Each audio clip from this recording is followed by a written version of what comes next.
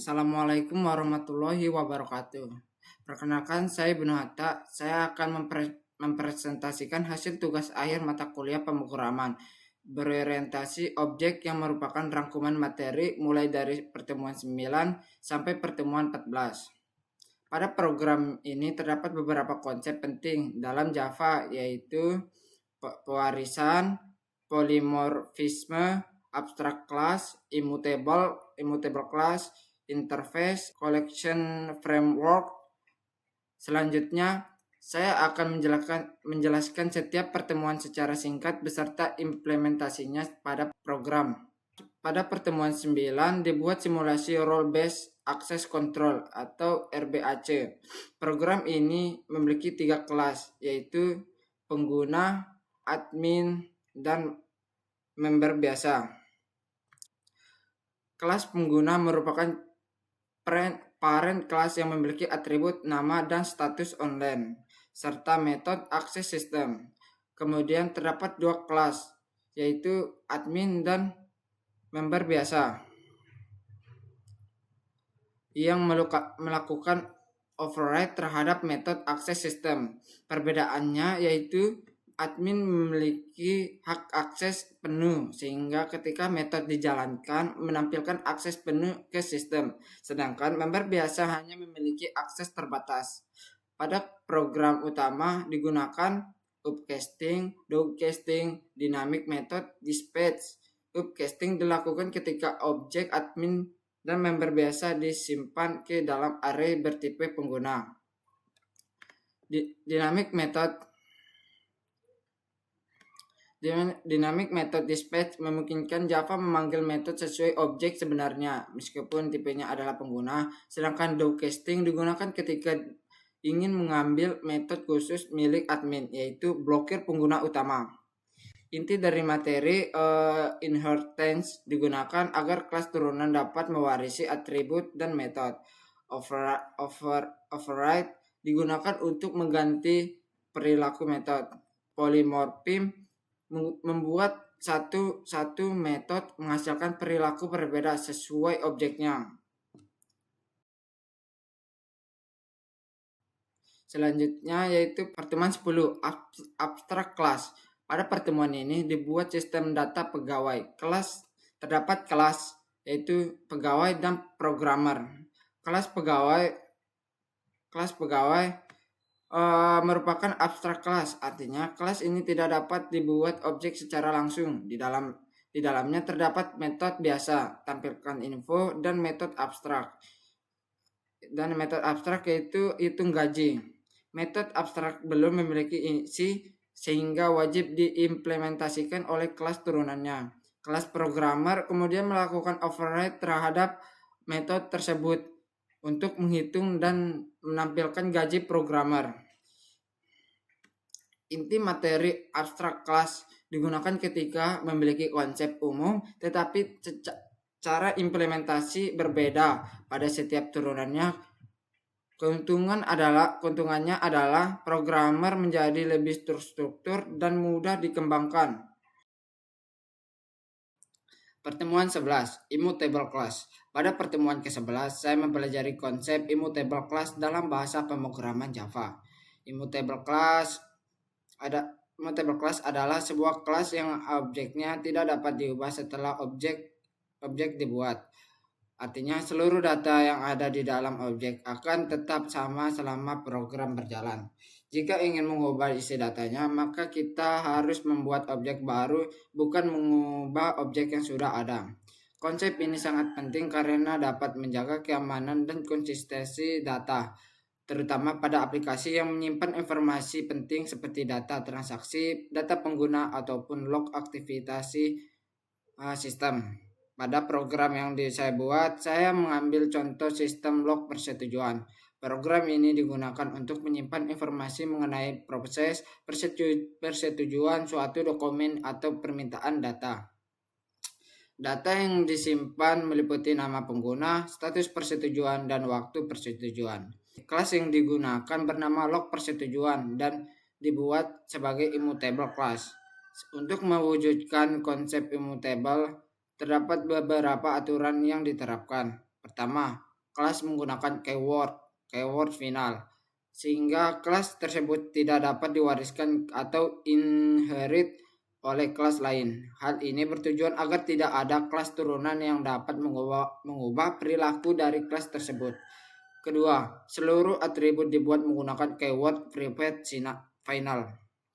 Keyword private membuat atribut hanya dapat diakses dari dalam kelas, sedangkan final memastikan bahwa nilainya hanya dapat diisi satu kali, yaitu saat objek dibuat melalui konstruktor. Ketiga, kelas tidak memiliki metode setter. Biasanya setter digunakan untuk mengubah nilai atribut setelah objek dibuat. Namun karena konsep immutable mengharuskan data tetap, maka setter sengaja tidak disediakan. Yang tersedia hanyalah getter, sehingga pengguna program hanya dapat melihat data tanpa mengubahnya. Selanjutnya, atribut yang bertipe det. Program menerapkan teknik defensive copy. Teknik ini dilakukan dengan membuat salinan objek det ketika data diterima melalui konstruktor maupun ketika data dikembalikan melalui getter. Tujuan defensive copy adalah untuk mencegah perubahan data dari luar kelas. Sebagai contoh, jika ada kode lain yang mencoba mengubah tanggal persetujuan setelah objek dibuat, perubahan tersebut tidak akan memengaruhi data asli yang tersimpan di dalam objek log persetujuan. Dengan demikian, seluruh informasi yang telah disimpan akan tetap aman dan konsisten. Dari pertemuan ini, saya memahami bahwa immutable digunakan untuk menjaga agar data tetap aman dan tidak berubah setelah objek dibuat. Konsep ini sangat bermanfaat dalam pengembangan aplikasi yang membutuhkan keakuratan data, seperti sistem perbankan, transaksi keuangan, log aktivitas, maupun sistem keamanan. Selain meningkatkan keamanan, penggunaan immutable class juga membuat program lebih stabil, mengurangi risiko kesalahan akibat perubahan data yang tidak sengaja, dan mempermudah proses pemeliharaan program dalam jangka panjang. Selanjutnya yaitu pertemuan 12, interface. Pada pertemuan ke-12, saya mempelajari konsep interface dalam bahasa pemrograman Java. Interface merupakan salah satu konsep penting dalam pemrograman berorientasi objek karena berfungsi sebagai kontrak atau aturan yang harus dipatuhi oleh kelas yang menggunakannya. Berbeda dengan abstrak kelas, interface hanya mendefinisikan metode tanpa memberikan implementasi secara langsung. Oleh karena itu, setiap kelas yang mengimplementasikan interface wajib membuat isi dari seluruh metode yang telah dideklarasikan. Pada program yang saya buat, saya mengangkat tema sistem pemesanan minuman. Di dalam program terdapat sebuah interface yang bernama pemesanan yang memiliki dua metode, yaitu struct dan pesan. Selanjutnya terdapat kelas minuman. Kelas minuman yang mengimplementasikan interface tersebut. Karena menggunakan keyword implements, maka kelas minuman wajib memberikan implementasi terhadap kedua metode tersebut. Saat program dijalankan, pengguna diminta memasukkan beberapa data seperti nama minuman, jumlah pesanan, dan harga per gelas atau per botol. Setelah data dimasukkan, metode pesan digunakan untuk memproses informasi yang diberikan pengguna. Kemudian program akan menghitung total pembayaran berdasarkan rumus total sama dengan harga kali jumlah pesanan. Setelah proses perhitungan selesai, metode cetak struct akan menampilkan rincian transaksi seperti nama minuman, jumlah pesan, dan harga satuan, serta total pembayaran. Dengan adanya struct ini, pengguna dapat melihat hasil transaksi secara lengkap. Melalui contoh program tersebut, saya memahami bahwa interface membantu membuat struktur program yang jadi lebih rapi karena setiap kelas memiliki tanggung jawab yang jelas. Selain itu, interface juga mempermudah pengembangan program di masa depan. Misalnya, jika suatu saat ingin menambah kelas makanan atau snack, kelas tersebut cukup mengimplementasikan interface yang sama sehingga tetap memiliki metode pesan dan cetak struct. tanpa mengubah struktur program yang sudah ada. Jadi kesimpulan dari pertemuan 12, interface merupakan aturan yang harus dipenuhi oleh kelas yang menggunakannya. Konsep ini membuat program menjadi lebih fleksibel, lebih mudah dikembangkan, dan mendukung penerapan polimorfim dalam pemrograman berorientasi objek. Baik, selanjutnya yaitu pertemuan 13, yaitu Collection Framework Array List. Pada pertemuan ke-13, saya mempelajari tentang Collection Framework, khususnya pengguna Array List. Collection Framework merupakan sekumpulan kelas dan interface yang disediakan oleh Java untuk mempermudah penyimpanan dan pengelolaan data. Pada program yang saya buat, saya menggunakan ArrayList untuk membuat sistem pendataan buku. Sebelum mempelajari ArrayList, biasanya penyimpanan data dilakukan menggunakan array biasa. Namun array memiliki kelemahan, yaitu ukuran datanya harus ditentukan sejak awal. Jika kapasitas array sudah penuh, maka data yang baru tidak dapat ditambahkan tanpa membuat array baru. Berbeda dengan array list memiliki ukuran yang dinamis sehingga dapat bertambah secara otomatis sesuai jumlah data yang dimasukkan. Hal ini membuat program menjadi lebih fleksibel.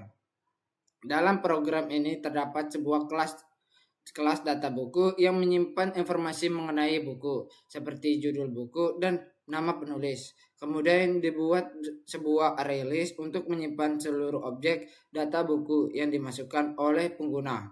Program menyediakan beberapa menu, yaitu tambah buku, tampilkan daftar buku, dan keluar. Ketika pengguna memilih menu tambahkan buku, program akan meminta pengguna memasukkan judul buku dan nama penulis. Setelah data dimasukkan oleh objek, data buku akan ditambahkan ke dalam array list menggunakan metode add. Apabila pengguna memilih menu tampilkan buku, program akan melakukan perulangan menggunakan for each untuk menampilkan seluruh data yang tersimpan di dalam array list secara berurutan. Dengan cara ini jumlah buku yang disimpan tidak dibatasi sehingga pengguna dapat menambahkan data sebanyak-banyaknya. Selain metode add, ArrayList juga memiliki banyak metode seperti get, remove, dan sys yang sangat membantu dalam mengelola data. Walaupun pada program ini hanya menggunakan beberapa metode dasar, saya menjadi memahami bagaimana collection framework bekerja dalam menyimpan sekumpulan objek. Melalui materi ini, saya memahami bahwa collection framework khususnya ArrayList sangat memudahkan proses penyimpanan data dibandingkan array biasa. Data dapat ditambah, ditampilkan, dihapus, maupun dicari dengan lebih mudah.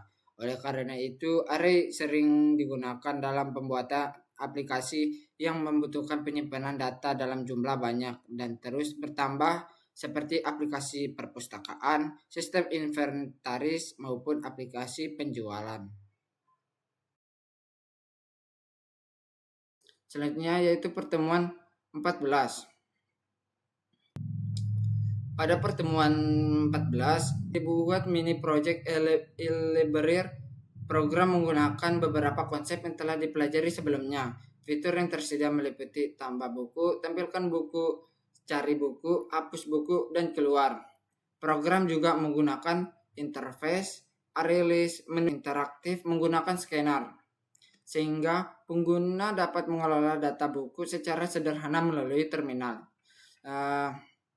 Inti dari materi pertemuan 14, pertemuan ini merupakan penerapan seluruh konsep pemrograman berorientasi objek dalam satu aplikasi sederhana. Jadi kesimpulannya dari seluruh pertemuan dapat disimpulkan bahwa pertemuan 9 membahas inheritance dan polymorphism melalui sistem hak akses pengguna. Untuk pertemuan 10 membahas abstrak kelas untuk membuat kerangka kelas yang diwariskan. Selanjutnya pertemuan 11 membahas immutable class agar data tidak mudah diubah. Kesimpulan dari pertemuan 12 membahas interface sebagai kontrak antar kelas. Pada pertemuan 13 membahas collection framework menggunakan array list. Dan terakhir yaitu kesimpulan pertemuan 14 menggabungkan seluruh konsep tersebut dalam aplikasi eLibrary. Melalui tugas ini saya memahami bahwa konsep pemrograman berorientasi objek melalui program menjadi lebih terstruktur, mudah dikembangkan, mudah dipelihara, dan dapat digunakan kembali. Sekian dari saya. Wassalamualaikum warahmatullahi wabarakatuh.